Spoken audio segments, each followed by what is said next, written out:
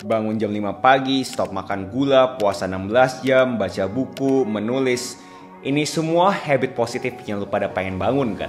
Dan gue yakin mayoritas yang ngeklik video ini pasti berasa susah kan? Dan pertanyaannya, kenapa gue bisa? Apa kunci dari membangun habit-habit positif ini? Gimana caranya untuk fokus? Karena gue yakin kalau misalnya ngomong keinginan, kemauan, semua orang juga ingin dan mau.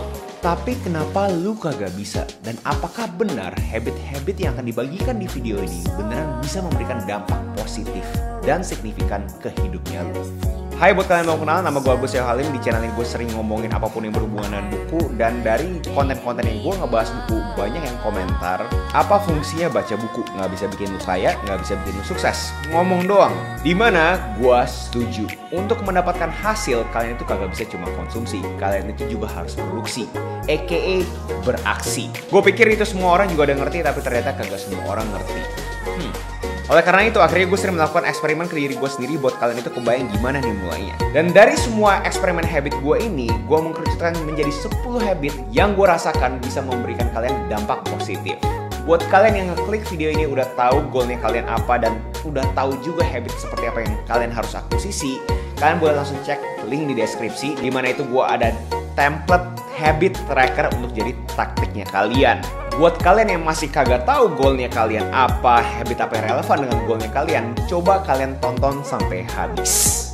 Sebelum gue share 10 habit ini, gue pengen melakukan suatu disclaimer dulu. Apakah setelah melakukan 10 habit ini, kalian pasti sukses? Jelasnya kagak. So, pertanyaan lanjutnya, apa motivasinya kalau misalkan ngelakuin semua habit ini gue kagak pasti sukses bro?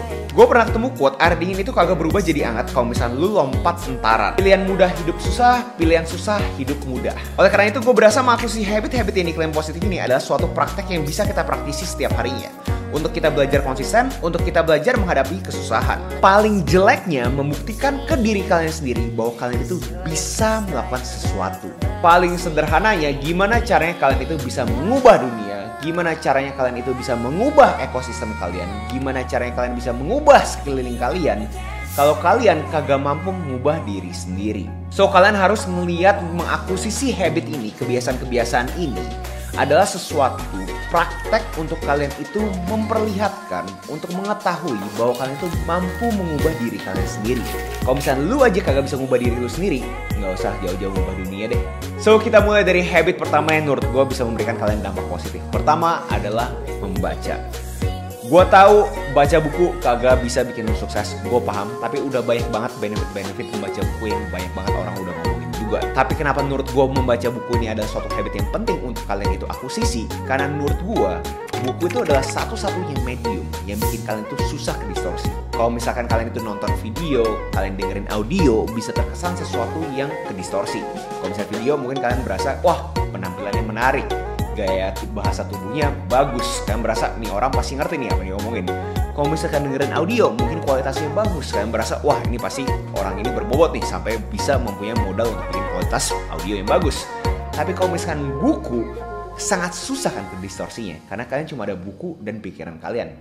Kalian harus mencoba memikirkan, memvisualisasi gimana cara buku itu ngomong ke kalian. So, itu kenapa menurut gue penting banget kalian bisa mengakuisisi kebiasaan membaca buku. Kagak usah jauh-jauh kita ngomongin satu buku satu minggu, kagak usah guys. Kita ngomongin yang simple dulu deh, dimana kalian coba dulu satu paragraf satu hari. Mulai dari yang kecil sampai akhirnya yang besar. Lanjut, habit berikutnya adalah menulis, dimana menurut gue menulis itu sangat underrated. Kagak banyak orang yang sekarang ngelakuin, dan pas gue ngomong menulis beneran literally menulis ya guys ya, kagak cuma mengetik. Kenapa gue menganjurkan orang itu menulis? Karena begitu kalian mengkonsumsi informasi, menurut gue satu-satu hal yang untuk kalian bisa membuat kalian itu mengingat informasi tersebut adalah melakukan aksi. Dan aksi yang paling mudah setelah menerima informasi menurut gue adalah menulis. Berapa banyak dari kalian di sini berasa kalian itu sebenarnya tahu kalian itu harus ngapain tapi selalu lupa? Karena kalian itu kagak menulis. Dan itu bukan salahnya kalian guys. Itu sudah ada studinya. Dimana kalau misalnya kalian